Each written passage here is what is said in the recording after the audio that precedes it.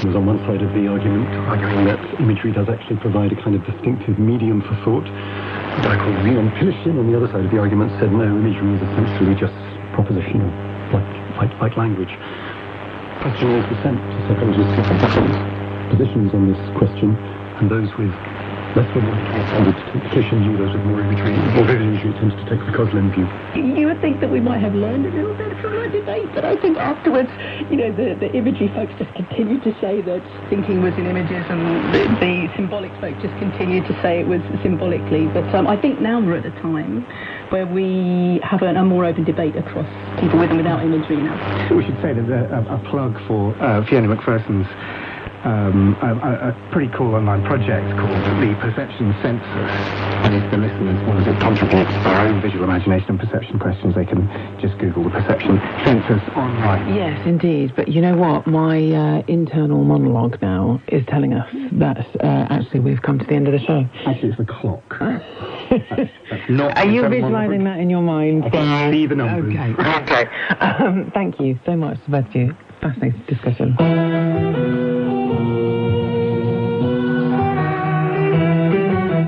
So, Professor Fry, when it comes to being blind in your mind's eye, can we say case solved? Yes, Dr. Redford, we can. It's called aphantasia, which is more common than you might expect. Yeah, it affects about 3% of the population who do not visualise images in their mind's eye. People with aphantasia are also more likely to struggle to recognise faces and probably don't have an ongoing internal monologue. But aphantasia doesn't appear to curb creativity at all. And for some people, their inner monologue is a key part of how they think. Who said that?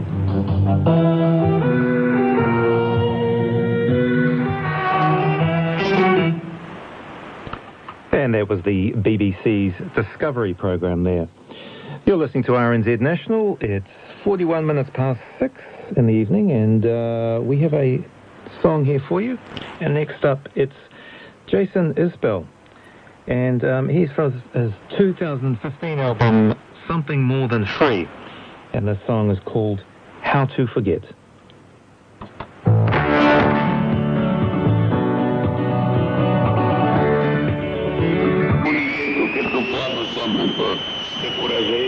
Mais grâce à notre engagement, à mon vœu apostolique, nous essayons vraiment de nous soutenir par notre vie personnelle, vie spirituelle.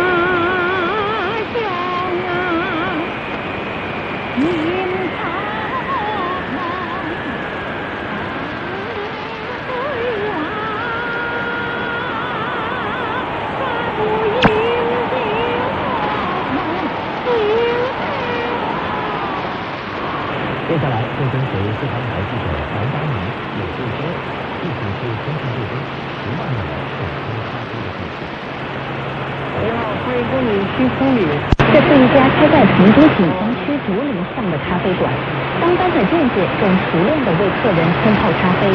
现在因为这个是所有手冲咖啡的师傅，我给他们介绍我们用的大咖啡是新鲜烘焙的水洗柠檬咖啡味。开始渐渐是这家咖啡馆的业余员工。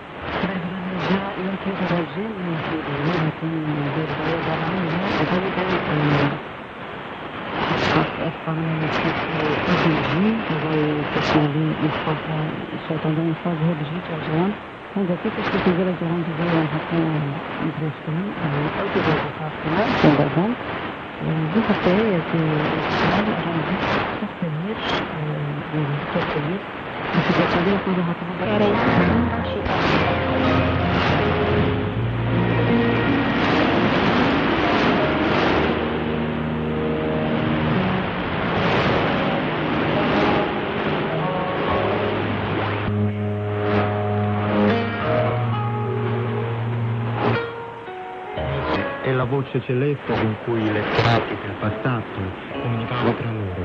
È l'arte più elegante dell'antica Cina. Oggi questo antico strumento continua ad esprimere i più nobili sentimenti dei cinesi contemporanei. Si tratta del cuscino Il Puccin, chiamato nell'antichità Qin o Yao Qin, si può far risalire a più di 3.000 anni fa. Ha una cassa di risonanza biata e lunga, una testa quadrata e una coda ovale. Quanto all'aspetto esterno, il piano superiore del Puccin è ricurvo e quello inferiore piatto, in accordo con la concezione tradizionale cinese dell'universo, che considera il cielo redondo e la terra quadrata. Sulla tavola armonica sono inseriti 13 bottoni come tastiera, che indicano i 12 mesi dell'anno e il mese intercalare. È una struttura in legno duro per fissare le corde, chiamata Yueshen, ossia Monte Yu. La parte inferiore presenta 2 cavità, la maggiore chiamata Stagno del Draco e la minore Stagno della Fenice. In questo modo, la presenza degli elementi monte, acqua, drago e fenice simboleggia l'intero universo, il che rende il Puccin uno strumento intriso di vita e di spirito.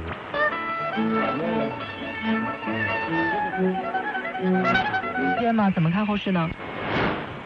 好的，我们也看到，就是上证指数确实是连续6连阳是继续站稳了3300点的整数关口其实在这个时点这个位置的话，我觉得暂且呢不用过多的去纠结指数的问题，尤其是大指数的问题，因为短线呢上下的空间其实并不是非常大尤其是上证指数，我们看到前高是在3342点，那另外呢这个3400点一线呢其实也是有比较大的一个压力的，那同样向下的空间呢，我们认为其实也并不是非常大3250点、3200点这一线呢，其实都有不错的支撑。尤其是我们也看到最近这个涨停的个股，或者说20厘米的涨停的票呢，明显要比前期更长。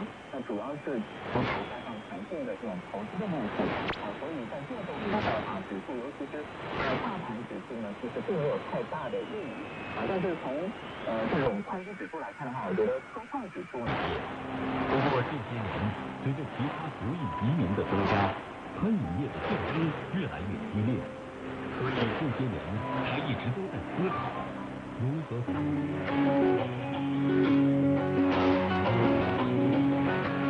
Politics, economics, business, technology, and society. World Today's team of reporters and contributors provides valuable information from all of the world's major economies. I hope you can join me on World Today for the very best insights and news from China, on China, and help to build a better understanding of China's role in the world today. You are listening to World Today. I'm Ding Han in Beijing. An Australian mayor is considering suing OpenAI for what he says is a false ChatGPT claim that he once served in prison for bribery. Brian Hood is governing a city some 120 kilometers northwest of Melbourne. He became concerned about his reputation after learning that ChatGPT had falsely named him as a guilty party in a bribery scandal in the early 2000s. Now, this politician claims that he was actually the person who notified authorities about that particular bribery. His lawyer has sent a letter to OpenAI giving the San Francisco-based lab some 28 days to determine or face a defamation lawsuit. This is likely to become the world's first defamation lawsuit over ChatGPT content. So joining us now on the line is Mr. Andy Mark. 我们现在是到他们村里了我们要出一个要认他们，我们没有恶意，我们有恶意，我要以纳我们的代理，我们只能够怎么去配合这是一个礼貌上。我愿意告诉李德元，不同于广东佛山实业、鹤山实业，具有知识的从前又具有高的活泼能力，讲究技巧，极具观赏性。前些年，曾愿意带队到世界各地参加美食比赛。我们这叫做关羽师，关公的话呢，他是要温和一点所以我们要做的动作呢，就要比较。The numbers or the number of players who've left and arrived in South Korea has around 1,000 each year to just 7 each year. 17-year-old Sungmin was one of the last known people to make it out. She was on a quest to find a mother who had left her behind in North Korea as a child. Our Seoul correspondent, James Kennedy, has been talking to both of them. As we know, North Korea is one of the most repressive dictatorships in the world, and it's incredibly hard to know what's happening there because the government largely makes it so hard for people to leave. People are actually not allowed to escape North Korea, and if they come, they could be killed. So last year here in South Korea, I actually got to know this young woman, Songmi Park, who just had the most remarkable escape story. And it really highlights, I think, just how hard it is to escape from North Korea. And the sort of agonizing decision to take on this escape, which is why we decided that this was such an important part of the town. So Songmi is 4-year-old, and her parents always tried to escape North Korea. She was stuck on the river that borders North Korea and China, which is how most people managed to escape. But they got caught and they were sent to prison. And her father died. So when her mother was released from prison, she decided to escape again, but this time alone. Now initially, Songmi was living with her grandparents, but soon they died. So Songmi was essentially alone, aged 10, having to fend for herself in North Korea. I had no money. I made a living by foraging for herds in the mountains and surroundings. I was just trying to survive for the day without starving. When I was 11, I decided I would escape to see my mother, no matter what. Before you cross the river, you're supposed to be scared. The river is deep and the current is strong. The thought of getting to my mother, I was throwing away a heavy burden and flying away. 17-year-old Songmi there. So how did it come to be reunited, June? So even though Songmi says there that she was 11 when she decided she wanted to escape, it would actually take her many more years because Songmi's mother had managed to get to South Korea. And after many years, she was able to wire this money she saved. So with this money, Songmi could then plan her own estate. But it took her about a year to get across the river to China again, and then she had to wind her way through China in secret and into Laos. And then from Laos, she could travel on to South Korea, where she could reunite with her mother. And I was able to ask her what it was like at the moment when they reunited. I didn't get a chance to see her first, so I just thought this must be my daughter, and so she was standing in front of me. I talked to her and said, "You've been through a lot to get here. Well done." So this separation and reconciliation must have been incredibly traumatic for both of the mother and daughter, presumably something that they will have to work through emotionally? I feel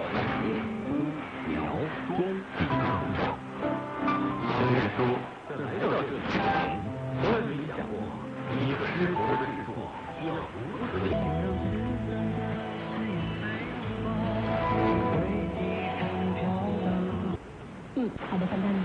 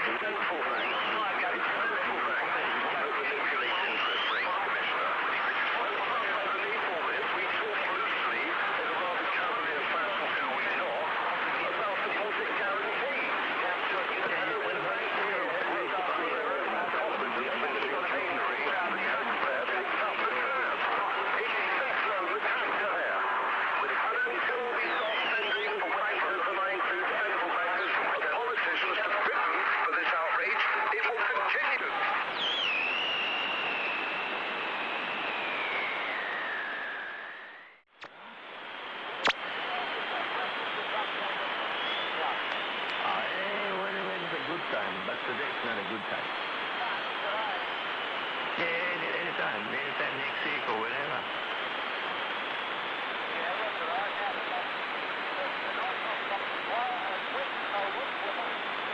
Yeah, but there's no work till Monday, no? So, see how we go. See how the few days will pan out. So today is almost finished. So tomorrow will be family thing, especially on Sunday. So Monday will be ideal. Yeah, for the government. That's why I'm so busy since the other day. 超多好听的声音等你来发现，好听的音乐。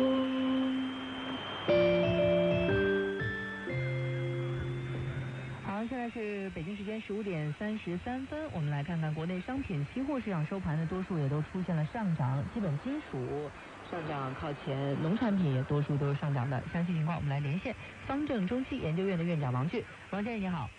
主持人好，各位听众下午好。今天下午收盘，国内期货、商品期货市场收盘多数上涨，有44个品种上涨，有21个品种下跌。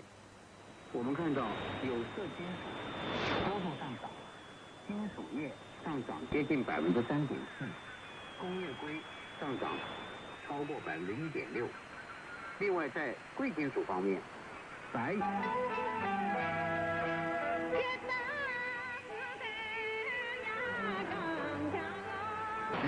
Jusqu'à la poudre qui marchait du bord de l'élevage. Parce que dès lors que les agents des charges chargés survolent à basse altitude des positions militaires, il y a eu une réaction de sommation et dans les civils, on ne souhaite pas, on n'accepte pas, ça risque de nous amener dans une situation regrettable. Allons à l'image de la commission des mouvements de la Zawad avec Guillaume Thibault. En Côte d'Ivoire, là, au quotidien 8 ans, suspendu de parution pour plusieurs numéros, l'autorité nationale de la presse reproche en fait à ce journal proche de l'ancien président Laurent Gbagbo d'avoir, je cite, porté atteinte au corps judiciaire. 6 numéros du journal. Got lots to learn. The 1,000-hectare farm is owned by Patricia Vienna and her partner Rob Sutton, heritage manager Les Eden. This farm's a bit different from what you've been. تقوم النظام وتسقط لكنها سيملك إلى الأبد. تقوم روما وتسقط ولكن المسيح سيملك إلى الأبد.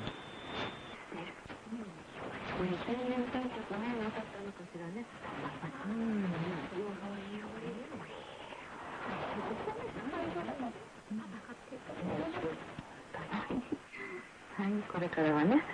伸びと。はい。一個だけちょっと面白いツイッターでしてください。赤木さんがさっきのおべらきね。私は英語世界で生まれたので、その気持ちはわからない。いやいや。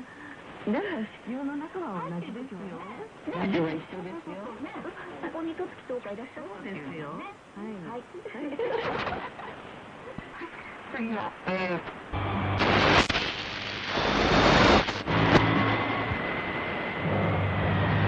由红军和清华大学、北京大学联合培养的首批双学籍女飞行员驾驶初教六飞机陆续升空，奔赴指定空域。在暗夜微光条件下，依次完成大坡度盘旋、俯冲跃升、升降转弯等一系列动作之后，又紧贴实战要求，全程关闭着陆灯，仅通过目视操作实时降落。飞行学员王硕，我觉得在夜间飞行中比较困难的还是着陆的方面，在夜间地面是很难看清的，我们只能通过跑道两侧的跑道灯来判断自己离跑道的高低。训练结束后。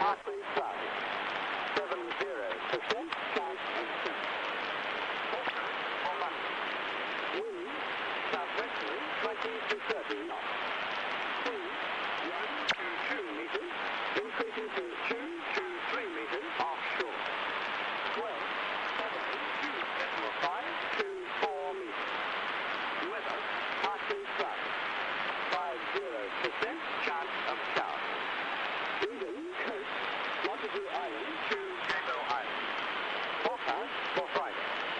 Strong wind warning for Friday for Eden coast winds northerly 20 to 25 knots, reaching up to 30 knots offshore in the evening. Winds turning west to northwesterly 15 to 20 knots in the late evening. Sea 1.5 to 2.5 meters. 1 and 12 southerly less than 1 meter. Second 12 northeasterly around 1 meter, increasing to 1 to 1.5 meters by early evening. Weather partly cloudy. 80% chance of showers. Chance of a thunderstorm, possibly severe. Forecast for Saturday. Gale warning for Saturday for Eden coast winds westerly 15 to 20 knots, turning southwesterly 20 to 30 knots during the morning. Winds south of Green Cape and remain offshore, past reaching 30 to 40 knots during the day. Sea 1.5 to 2.5 meters, increasing to 2 to 4 meters during the morning. 1 and 12 southerly less than 1 meter, tending southwesterly 1.5 to 2.5 meters during the morning, then increasing to 2 to 4 meters by early evening. Second 12 northeasterly 1.5 to 2 meters, decreasing to around 1 meter during the morning. Weather partly cloudy. 90% chance of showers. Chance of a thunderstorm offshore. Forecast for Sunday. Wind southwesterly 30 to 45 knots. Sea 2 to 3 meters, increasing to 3 to 5 meters offshore. 12 southwesterly 2 to 4 meters. Weather partly cloudy. 90% chance of showers with possible small hail offshore south of Green Cape in the late morning. Forecast for Monday. Wind southwesterly 25 to 35 knots. 玄机。一说，让你听懂股市。大家好，我是易建涛。最近我有个朋友想买些债券基金，想找风险低、收益平稳的纯债基金。选择的时候呢，还梳理了一下相关产品的收益率情况，想找出其中年化收益率高一些的产品来关注。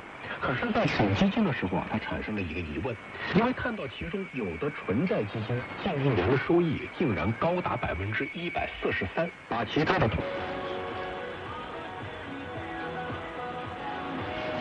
Chinese Douyin, it was kind of trendy at the moment. A lot of bloggers were doing that. They'll be like, oh, they wake up and they wake up one day and they're like, what do I want to eat for lunch today? I want to have this Xi'an hot oil-spilled noodle. They're like, okay, then let's just go there and just jump on the train. And they go there for lunch, they make their video, they come back in the afternoon. And yeah, maybe really cool, actually. I think it's something we're worth considering. It's only 2 hours between major cities. It's no time. And it's so far from Beijing, but I think it's 4 or 5 hours to get there from Beijing. That's so crazy, because I remember when I first went to Wuhan, when I first went to Hubei, when I think I was 8 or 9 years old, and that's like 25 years ago almost. I remember being on the train for almost 3 hours, or like 3.5. And now it takes just a little bit longer than that, but you can sit on the train and you're there. That's how much it has advanced in the past 20 years. Well, actually, my wife and I were talking about using the high-speed rail to take our next vacation. Because the last vacation, we wanted to just go to Sangean. So beautiful! Yeah, Sangean. Oh my gosh. By the way, we're walking. Oh no! She booked it at the hotel. She got some super price. I'm not even going to say it because it was embarrassingly low. But we got to go out on a yacht, and then we went scuba diving, and there was opportunities for her. She went jet skiing and all kinds of stuff. It was absolutely gorgeous. And it was super affordable, too. We paid like a quarter of the actual price. Because they were just like, we need more people in the seats. And she's like, well, we're not going unless, it's this price. And they're like, well, more money then, go ahead. And so, woohoo. Anyways, we flew to Sangean. We flew back, and we stayed in one city, Sangean, the whole time. But our next vacation, we feel that was kind of wasteful, and we want to see more China. So our next vacation, we're thinking about going flying into Chengdu or taking the high-speed rail to Chengdu, and then high-speed rail to Chongqing, then high-speed rail to, I can't remember the name, it's where the Three Gorges Dam is. Yichang, that's right. I wanted to say that, but I didn't know if it was right. And then take high-speed rail to Wuhan, where we love. So we're thinking about going to like 4 cities in like 8 days or something. And that way we can tick off Sichuan and Chongqing as places that we booked. And we would get to see a lot more places. And that's one of the really convenient things about having high-speed rail is that you can just zoom all over the place. I love that sound effect so much. I think if we're talking about future travel plans, I really think my next big plan is probably to take the train from Beijing to Hong Kong, because I didn't even envision we'll have a train that travels from Beijing to Hong Kong within a reasonable hour. And I think the train leaves around 10 in the morning and it arrives in either city, depending on what the part of the city is, within 8 hours. Wow, really? Yeah, you get on the train leaves at 10, and then the arrival time is like 6. You've been to Hong Kong before, right? Yes, I have, but I've always been flying there. What things in Hong Kong do you like to go do and see and taste? It's just one question that I forgot, because the last time I went there was like 2012, I think. Or 2011, actually. I went there to get my TOEFL test to prep for my application. So my friend took me to... 已经是有名的巴士口师傅，在一年最多才产出20多个出口。李德元越听越是好奇，也打算来学习一下如何搭师傅。我来说一下，好吧？我怎么做我风花开，感觉你很牛，我来自己试一下。Laws of an instrumental peace agreement usually come true. I think you've seen 2 things. Peace works whenever unionism is violent, something to be got over. And then I think the second thing was nobody envisaged the United Kingdom voting to leave the European Union, and to say it meant ABC was a fundamental misrepresentation. It was a new problem.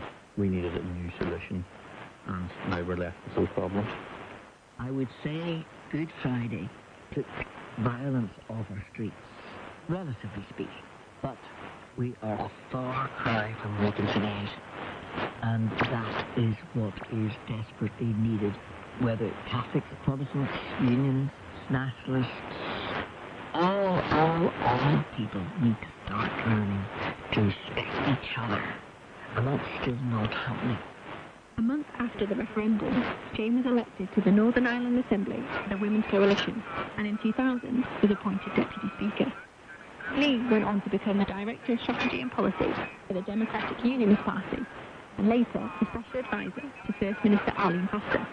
They were speaking to me, Rachel Naylor, for that episode of Witness History. This is the BBC World Service, bringing you a year-long investigation into a global... Very hard to investigate such groups. We've spoken to a scam through live TV.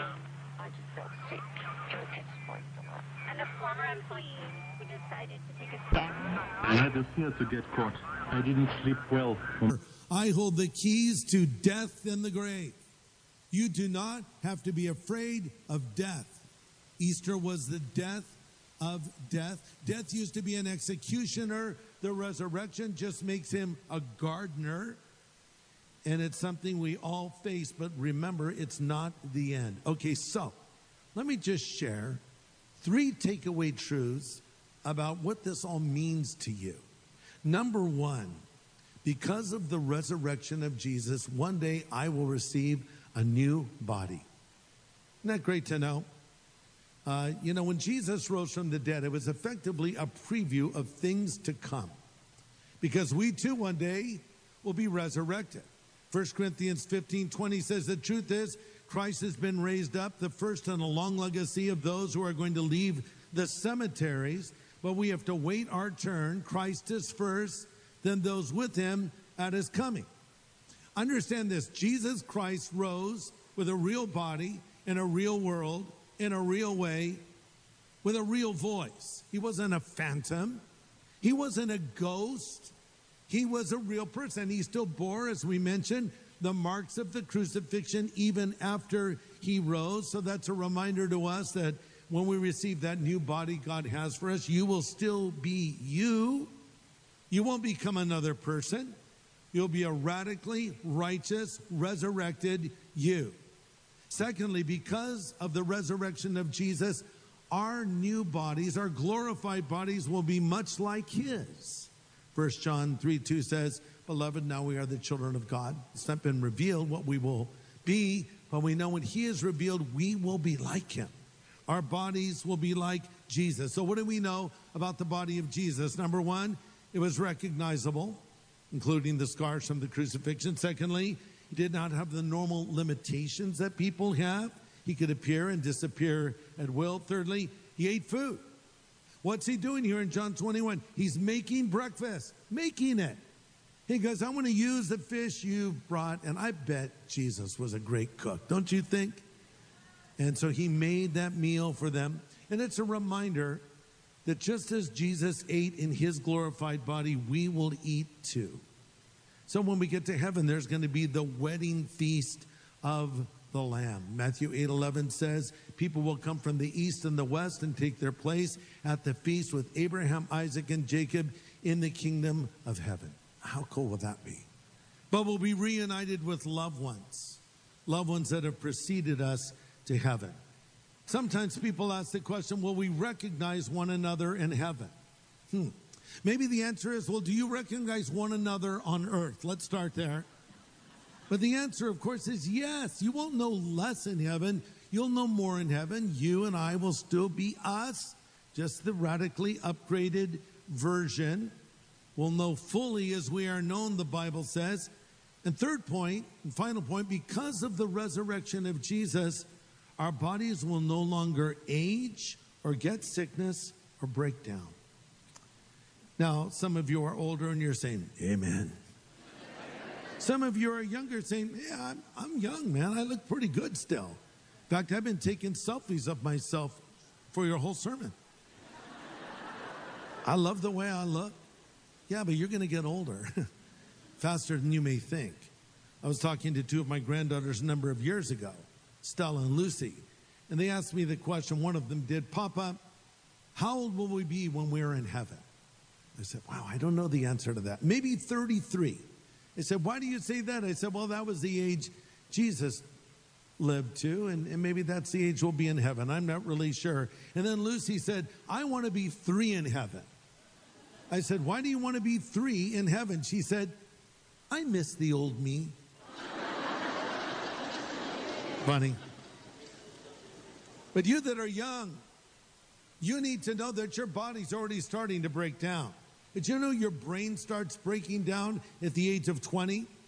Experts say as we get older, the number of nerve cells in the brain decrease. We start out with 100 billion brain cells, but in our 20s, the number begins to decline. By 40, we're losing up to 10,000 brain cells per day. You've probably already lost 5,000 brain cells just listening to me. But because of the resurrection of Jesus, a new body is coming. If you were disabled on earth, you will not be disabled in heaven and then the new earth. If your body has cancer, you won't have it then. If your body's worn out with age, it won't be in heaven. And we can also have resurrected relationships. You know what I find interesting is how Jesus almost acted as though he had not even left when he was with the disciples. For instance, there were 2 disciples that were walking along and they saw the risen Lord. They were stunned. And Jesus had a greeting for them. I mean, you would have thought he would have said, ta-da!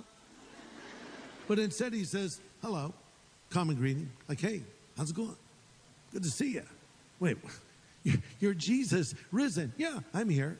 He sort of picked up where he left off. He appears in the upper room. Hey, Thomas, I heard what you said earlier. Go for it. And he's here with the disciples. Hey, guys, I have breakfast for you. Come on. Well, I can't believe you're here. Yeah, I'm here. Let's have breakfast together. Glad you're along today for A New Beginning with Pastor Greg Laurie from Harvard. 来和专家为都来坐决定去到马祖，然後為馬祖地小神通行船到平潭，即看熱掛風掛馬。因为之前吼是这个疫情的原因吼，咱拢知影，这个李武哲已经3年无转来大陆啊，嘛真少年大伫病床的这个亲戚亲人吼，所以也是透过这件的机会来体验一个这个小三通生活吼，感觉真好。也刚才讲到的有一位马祖的乡亲王和林，伊的祖籍地呢是伫个福州马尾区龙基镇的海事村。这段因附近的人吼是看到在村啊，甲拢真实在的这元素，伫个舞台剧当中拢会表现出来。所以牛姐也希望通过这边舞台剧的合作编排，会当互两岸的这个艺术专长拢发挥出来，也促进两岸民间的交流甲融合。也讲到两岸的交流甲融合吼，最近福建省委台湾工作领导小组会议时已经召开了，也伫个这边的会议就要求讲，要加强新形势民万代民间交流，增进两岸民间交流互动，积极来探索海洋文化融合发展性咯。将福岛第一核电站内上百万吨从污染水经处理滤析之后排入太平洋，引起了岛国人民的强烈关注。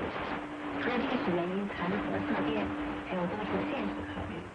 首先，担心排入海洋的放射性物质会使洋流和潮汐扩散，存在污染鱼类的风险，严重打击岛国人民赖以生存的农牧业。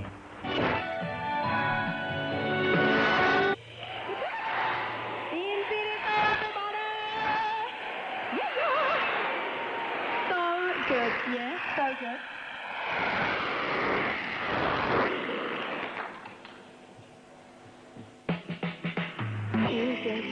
Unfortunately, a man is out there.